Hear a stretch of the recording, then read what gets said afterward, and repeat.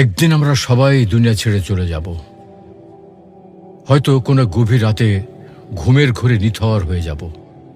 আত্মীয় স্বজন শিয়রে সে কান্নায় ভেঙে পড়বে। কেউ গোসল করাবে, আবার কেউ কাফনে কাপড় পরিয়ে জানাজার জন্য প্রস্তুত করবে। সবশেষে কবরের মাটিতে শুয়ে দিয়ে সবাই একে একে বিদায় নেবে। তখন আমি থাকবো একা, আর আমার সঙ্গে কি থাকবে? সঙ্গে থাকবে শুধু আমার আমল। কবরের অন্ধকারে মুনকার নাকির এসে প্রশ্ন করবে, তোমার রব কে? তোমার দিন কি?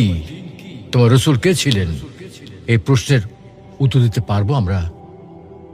আমরা দুনিয়ার মোহে এতটাই বিভোর যে মৃত্যুর কথা ভুলে গেছি, অথচ জীবন ক্ষণস্থায়ী।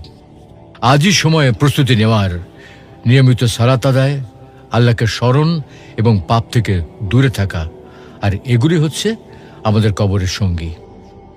তো আসুন দুনিয়ার মোহ ছেড়ে আল্লাহর পথে ফিরে যাই। মৃত্যু সেই একাকী রাত আমাদের জন্য শান্তির রাত হোক।